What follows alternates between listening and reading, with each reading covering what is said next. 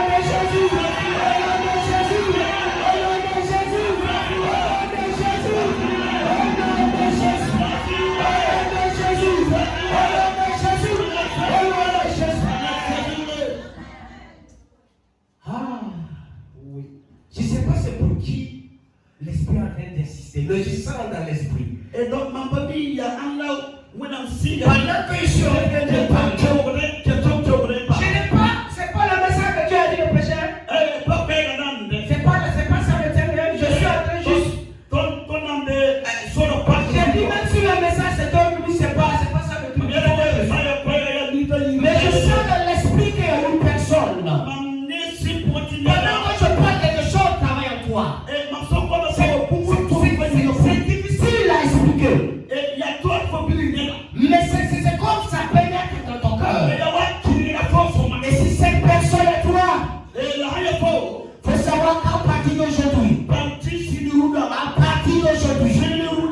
partir d'aujourd'hui, à partir d'aujourd'hui, à partir d'aujourd'hui, à partir d'aujourd'hui, à partir d'aujourd'hui, à partir d'aujourd'hui, à partir d'aujourd'hui, ta famille ne va plus te reconnaître. Ta famille ne va plus te reconnaître. Tes amis ne vont plus te reconnaître. Ton entourage ne va plus te reconnaître. Parce que des choses ont été de changer en toi. Dans le nom de Jésus. Dans le nom de Jésus. Dans le nom de Jésus. Amen. Dieu est merveilleux. Dieu est merveilleux. Dieu est merveilleux. Dieu est merveilleux. Dieu est merveilleux. Dieu est merveilleux. Dieu est merveilleux. Dis à ton voisin et à ton voisin. Même si c'est pas la force, tu vas recevoir ce qui est le tien aussi souvent. Le sommeil ne va pas avoir raison sur toi. Le sommeil n'aura pas raison sur toi. Au nom de Jésus. Au nom de Jésus. Alors le message que le Seigneur me met à c'est pas un long message. C'est un petit message. Mais je pense que le message va me faire du bien et ça va te faire du bien. C'est pourquoi je vais vous inviter à lire avec moi dans Matthieu le chapitre 11. Et on va commencer à partir du verset 2. Voici ce que la parole dit là-bas. Il dit, or Jean dans sa prison avait entendu parler des œuvres de Christ. Et il envoyait dire par ses disciples, es-tu celui qui doit venir ou devons-nous en attendre un autre?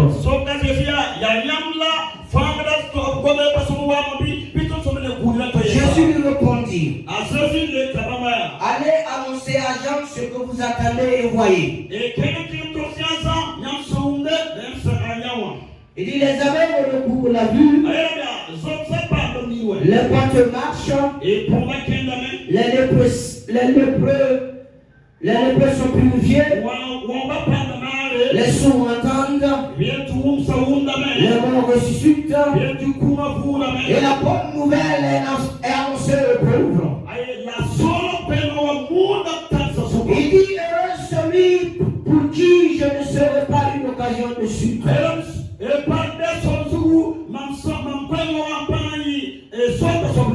Alors au départ, Jésus se mit à dire aux foules à propos de Jean, qu'est-ce que vous allez contempler au désert? Un roseau agité par le vent? Mais qu'est-ce que vous allez voir? Un homme vêtu somptueusement? Mais ceux qui portent des vêtements somptueux sont dans les maisons des rois. Qu'est-ce que vous donc allez faire? Voir un prophète? Oui. Vous dis-je, et plus qu'un prophète. C'est celui dont il est écrit. Voici, j'envoie mon messager devant ta face, pour préparer ton chemin devant toi.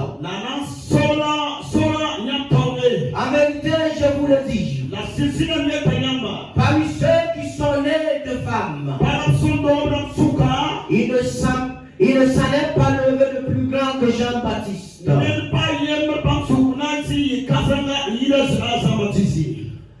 Cependant, le plus petit dans le royaume des cieux est plus grand que lui.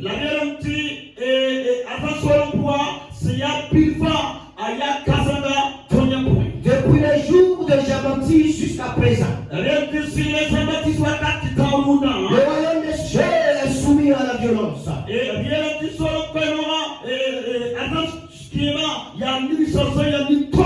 Et ce sont les violents qui nous ravissent. Car nous, les prophètes et la loi, ont prophétisé jusqu'à Jean.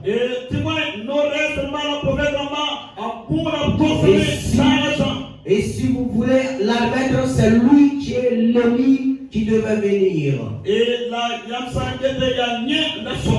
Que le Seigneur bénisse sa parole. J'ai lu tout ce passage pour que tu aies le contexte. Mais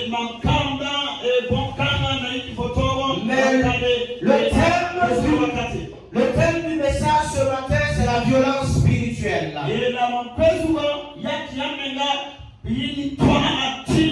J'ai dit le thème du message, c'est la violence spirituelle. Il a tout cité et il a parlé jusqu'au verset et il dit ceci dans ce verset. Le verset 12 il dit, le verset 12 dit, depuis les jours de Jean-Baptiste jusqu'à présent, le royaume des cieux est soumis à la violence.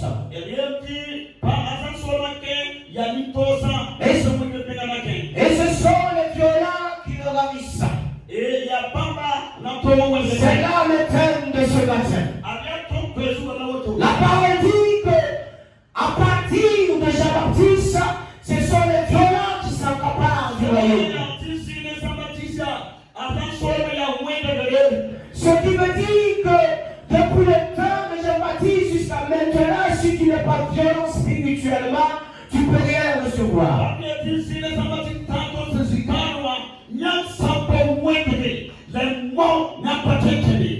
Vous savez, et si vous regardez même l'histoire, Jean-Baptiste a envoyé les gens se poser la question à Jésus parce qu'il était en prison.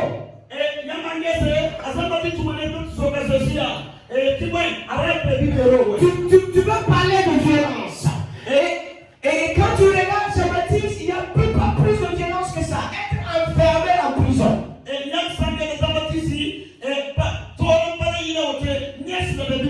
C'est Jean-Baptiste qui baptisait les gens dans la forêt. C'est Jean-Baptiste dont Jésus est allé. Et Jean dit, je ne suis pas digne de délier tes souliers. Tu viens pour que je te baptise, mais je ne suis pas digne de te baptiser.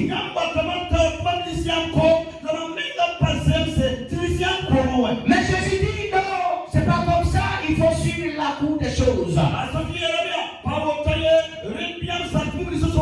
C'est là que Jean-Baptiste a baptisé Jésus. Donc, en quelque sorte, on peut dire que celui qui a baptisé Jésus était en prison.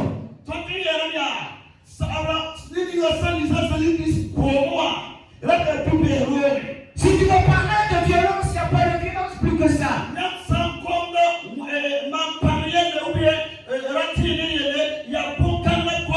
Que le Fils de l'homme lui-même, il est là. Le Fils de Dieu lui-même est là. Cependant, celui qui t'a baptisé est en prison. Jean qui était reconnu comme le pilier de la foi à son époque. Si tu étudies l'histoire des gens, tu sauras que ce jeune homme n'était pas normal. Un homme qui se retirait de la foule pour vivre dans la forêt. Il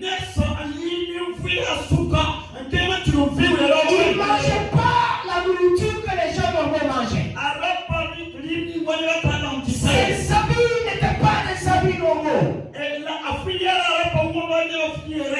Jean n'avait pas froid aux yeux. Jean, le peuple quittait la ville et il venait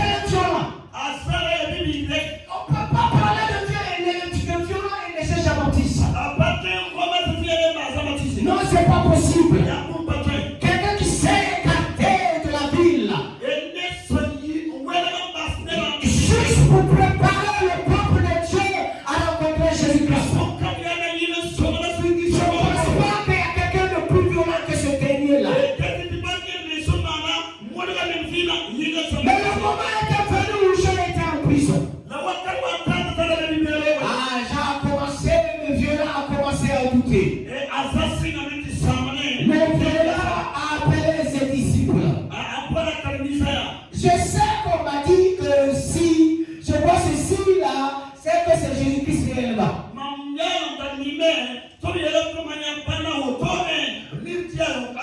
Effectivement, quand j'ai baptisé ce Jésus-là, j'ai vu le signe.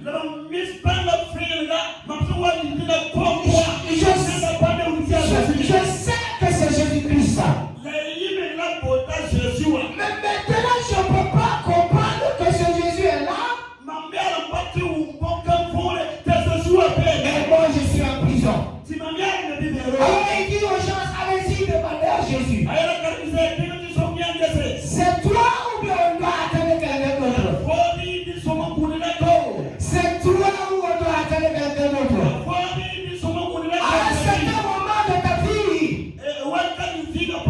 oui, ta foi commence à vaciller.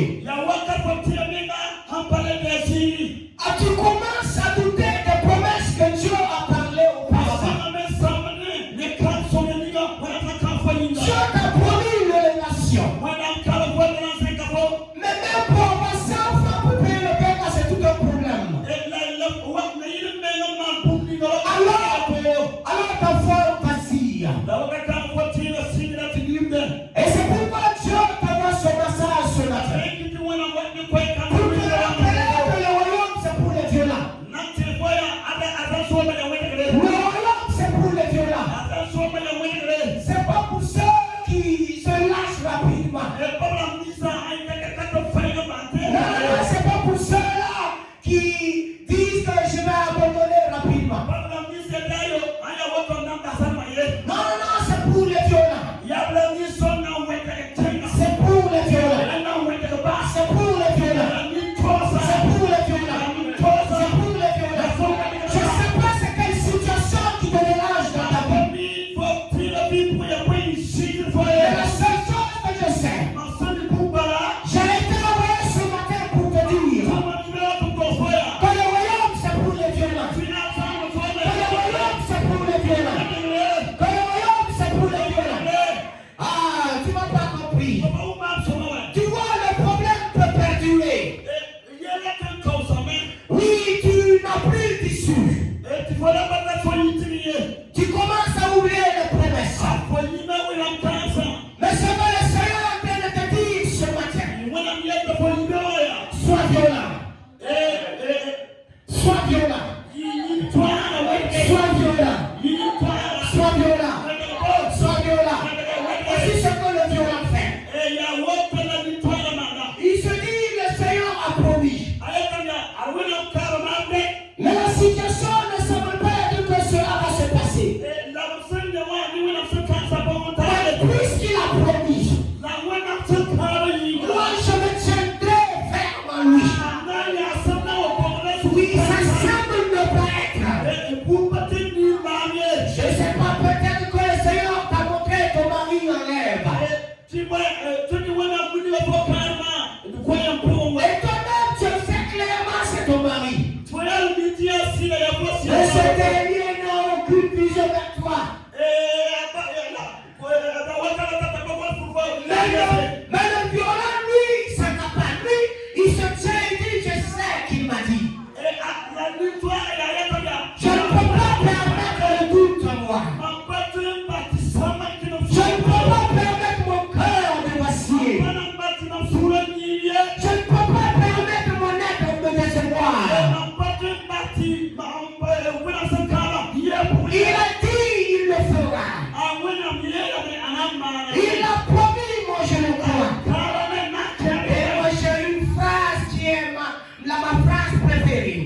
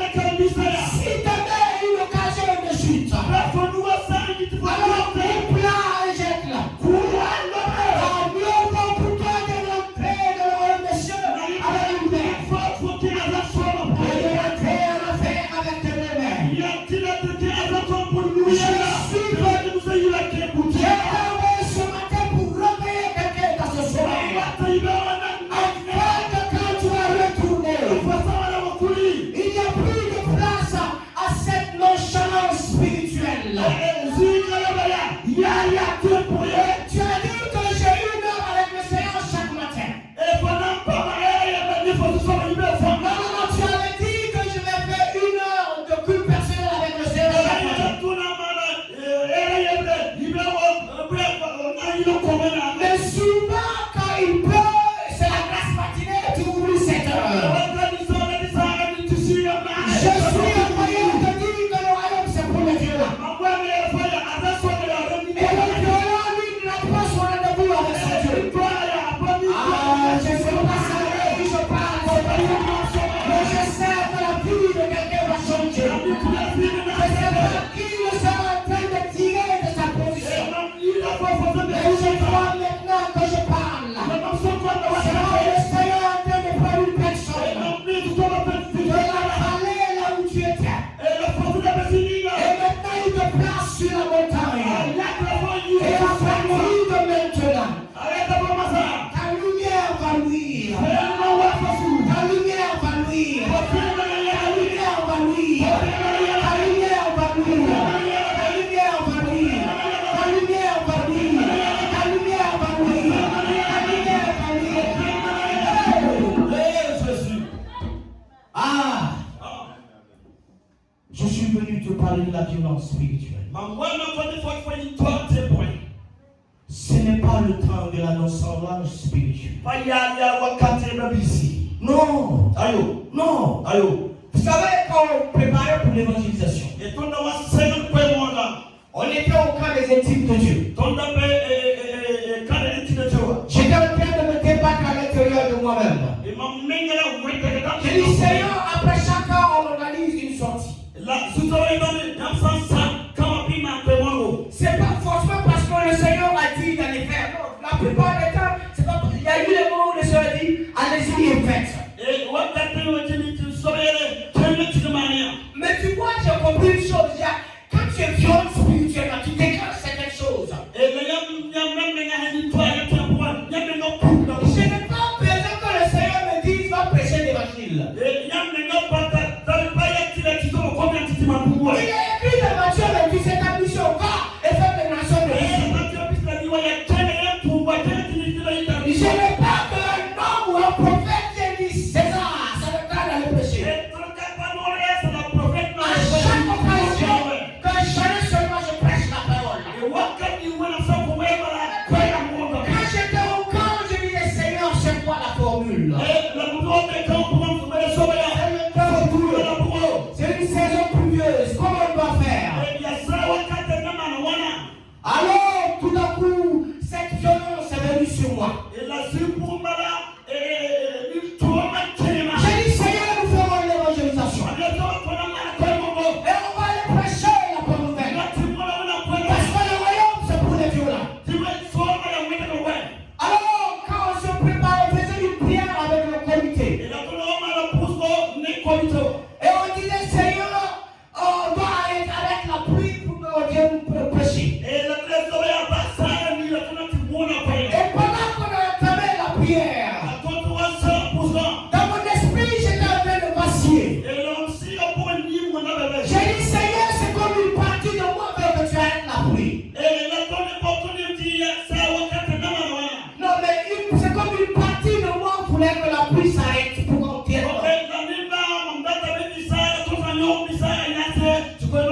Parce qu'on avait déjà vérifié avec la météo et on savait qu'il devait pleuvoir. Alors une partie en moi disait, Seigneur, nous voulons que cette pluie ne vienne pas avec une bouche pressée. Mais en même temps, il y a une autre partie de moi qui disait, cependant si la pluie venait, et que vous prêchez la parole, ta bénédiction sera plus grande dans ce sens. Alors j'ai dit, Seigneur,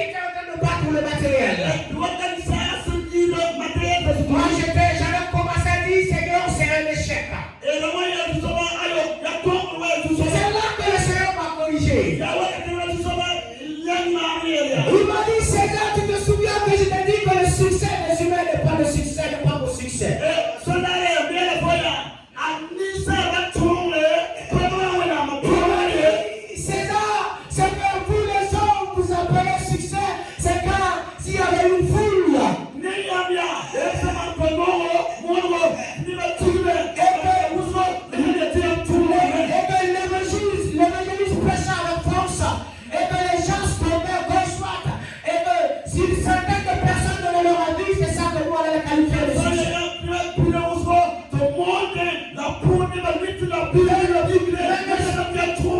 Mais le Seigneur m'a enseigné dans ce petit moment. Il dit César, quel n'est pas mon succès? C'est pas mon succès. Alors il a commencé à m'amener en arrière. Il m'a dit César, tu te souviens? Quand tu faisais certains dons. Quand je faisais certains dons. Par exemple, quand je faisais... À un certain moment de ma vie, quand j'ai compris le principe de loi financière, on était à l'université toujours. Et il n'y avait pas d'argent. Mais tu sais, je payais mon frère. Et je payais des boîtes de Nescafé et de sucre. Et je visitais les pasteurs pour les donner. J'avais compris une loi financière.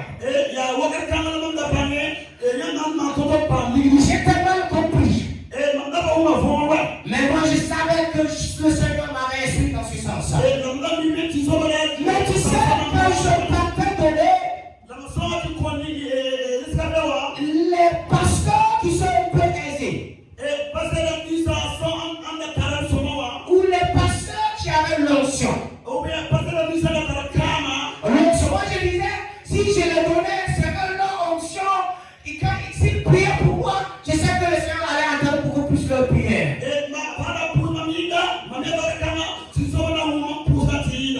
Alors il y a de cela 2 ans, je suis revenu au Burkina. Et comme à l'accoutumée, jusqu'à présent je le fais. Demandez à ma soeur ou à Papa Hermani. Et je suis reparti voir le pasteur. Et quand je me suis assis avec ce pasteur, il causait avec un autre homme. Alors sa femme, pour me tenir compagnie, est venue causer avec moi. Sincèrement dans mon cœur, je disais, même si eux ils priaient pour moi, c'est pas comparé à les autres qui ont l'onction.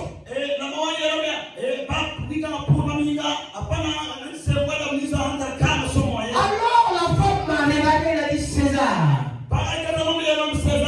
tu te souviens qu'en 2010-2011, ça fait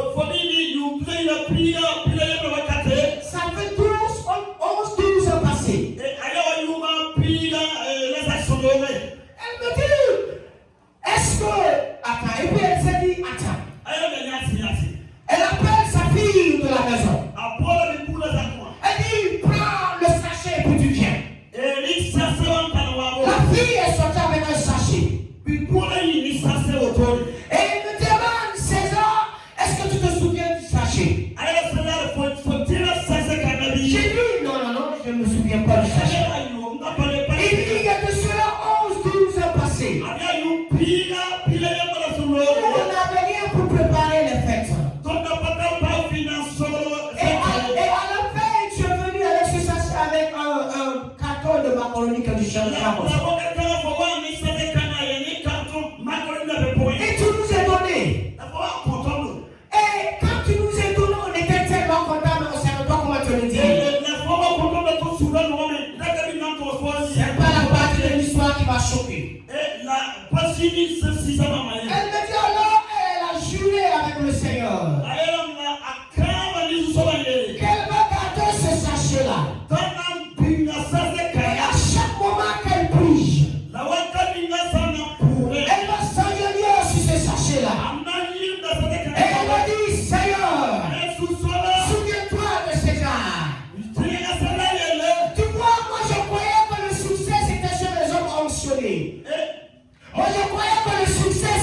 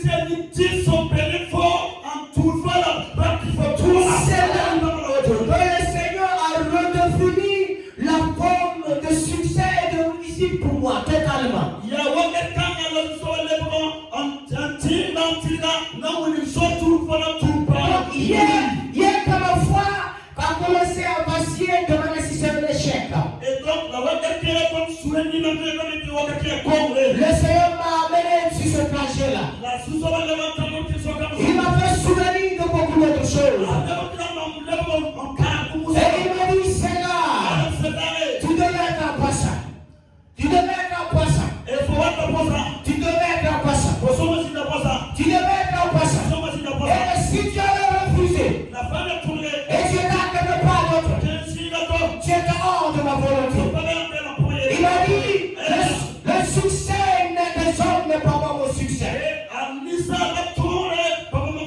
J'ai touché ce que je devais toucher. J'ai touché ce que je devais toucher. J'ai retiré ce que je devais retirer de la boue. Et du coup, mon cœur était rempli de joie. Je te raconte cette histoire pour te dire une chose. Il a fallu être violent pour être la poisson. Il fallait être violent pour être la poisson. Alors, ce message est simple. Sois violent dans l'esprit. Sois violent dans l'esprit. Sois violent dans l'esprit. Si tu sens que tu pries et tu ne ressens rien, et puis ça ne t'énerve pas, tu n'es pas violent. Non, ça dit, tu pries, mais tu n'es pas touché. Ça dit, toi-même, il y a rien qui te passe, mais tu n'es pas énervé.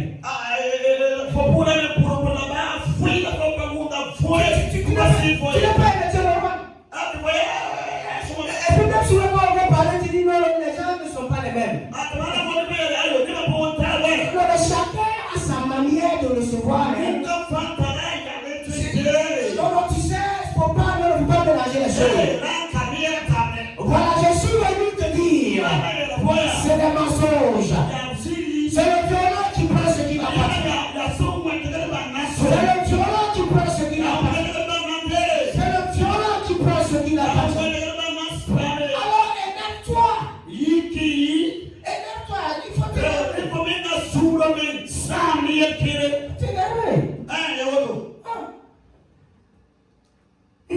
Jésus, il a géré 40 jours, 40 jours. Toute ta vie chrétienne là, tu n'as même pas fait un jour de jeûne. Tu n'as pas dit qu'il faut faire un jour continu.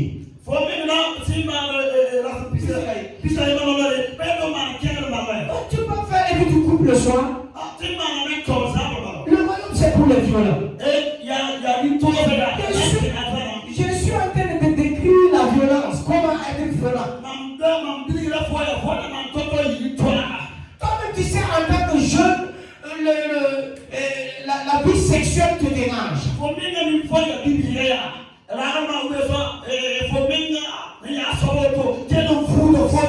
C'est normal, c'est le libido, c'est l'âge.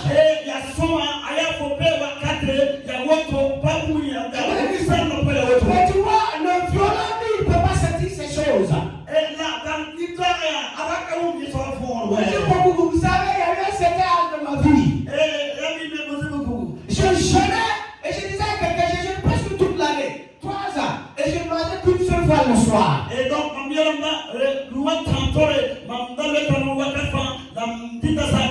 et c'est souvent le soir, c'est le café que je bois. Vous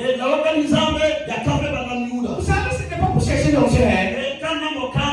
C'est parce que quand je suis allé à l'extérieur, moi j'ai trouvé que là-bas, elle vit la certificat. Là-bas, la manière dont les jeunes filles s'habillent, à l'école là,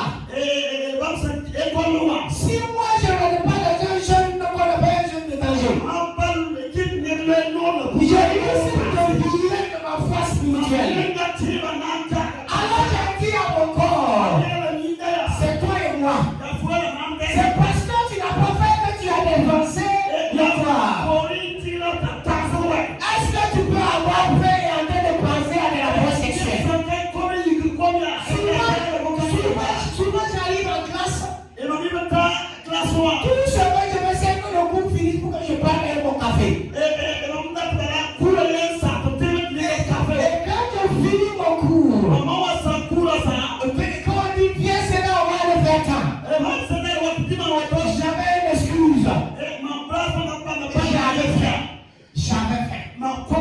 Même si je veux aller, je ne peux pas aller. Comment si un vendredi peut aller frapper les formules mathématiques? J'ai fait un ingénierie en aéronautique. Donc les physiques, les maths, c'est notre domaine. C'est le plus conseillé.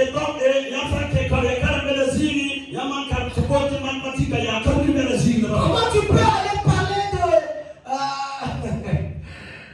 de la théorie des analogues de Twin Brothers? Mais bon, c'est une théorie qui est compliquée en physique. Et donc là, la Bible dit ça, il n'y a pas de si ton ventre est vide, comment une fille avec une munition peut te perturber si ton ventre est vide? Ce jeune n'était pas pour l'option. Les gens de mon église me disaient c'est là, waouh, tu es un jeune homme. J'avais envie de le dire, c'est pas comme ça. Si ce petit ne gêne pas comme ça, un jour il va retourner au Burkina. On va pas me reconnaître. Je te parle de la violence. Sois violent. Aucun homme de Dieu n'a réussi sans la violence.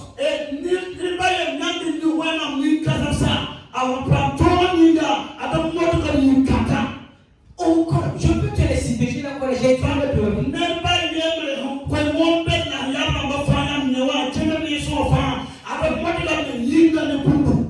Il y a un père spirituel, son nom c'est Papa Adeboye, c'est le gars de Redeemed Church. Et donc, il y a le papa a presque 80 ans. La fois dernière, j'étais en train de l'écouter. Il dit que même dans ces 80 d'années-là, il continue de faire des jeûnes de 40 jours et 40 jours. Pas 40 jours seulement.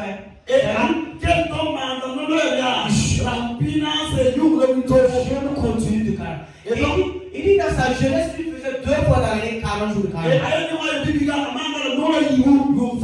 Tu vas parler de la violence? Nos pères spirituels, c'est eux qui étaient violents. Tu ne peux pas recevoir sans la violence spirituelle. Même ton Dieu là, ton Jésus-Christ là, celui qui est descendu du ciel là, celui qui a dit qu'avant le commencement, moi j'étais. Celui qui dit que lui, il était la parole là. Que rien n'a été créé sans par lui. La parole dit que l'esprit l'a connu au désert pour un jeu de parole. Et quand il revenait, c'est là il revenait dans la plénitude de l'esprit. Quand ton Jésus a été violent, il a été violent. Sois violent. Sois violent. On l'a même, vous savez, quand tu sais, c'est des gars. Vous savez, quand je pense, c'est notre génération seulement, on joue avec le Seigneur. Le livre de il y a un passage qui m'a Hébreux 11, vers la fin. Il dit que ces gens ont été torturés, frappés, tout fait. Maintenant, il les avait donné l'opportunité de les libérer. Mais ils ont dit non, nous ne voulons pas être libérés. Tuez-nous, avec nous gagnons une meilleure résurrection.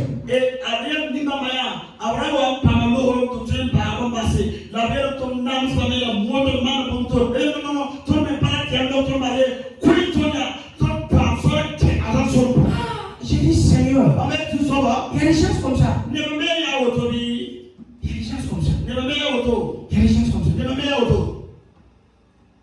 Qui savent même que dans la mort, même si on est torturé à mort, eux ils ne vont pas se poser la question pourquoi on m'a torturé à mort.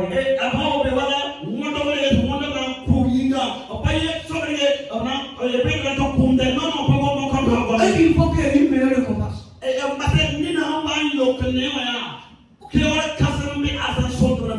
De nos jours là, un chrétien ou une chrétienne tombe malade. Et c'est là comme ça, Seigneur. Pourquoi? ya kwenti ba Moi, je prie, Seigneur. on me va te so Je prie.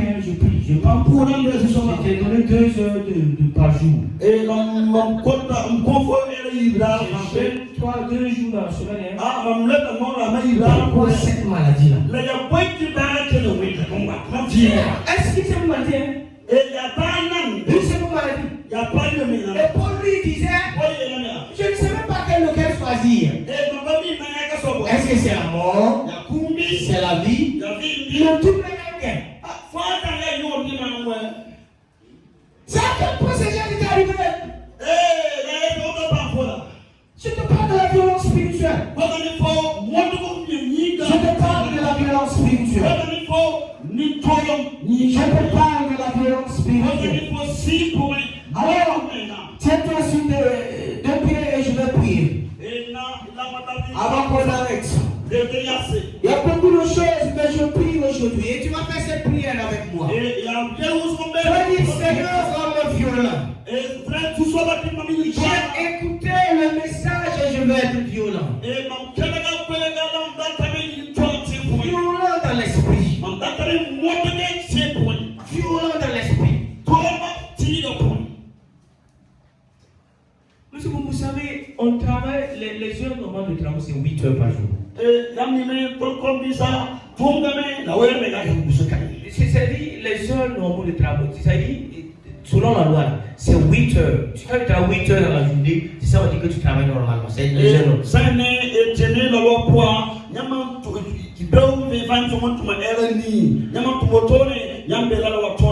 Et est-ce que tu t'es demandé une fois, je travaille 8 heures, mais je ne peux pas prier autant.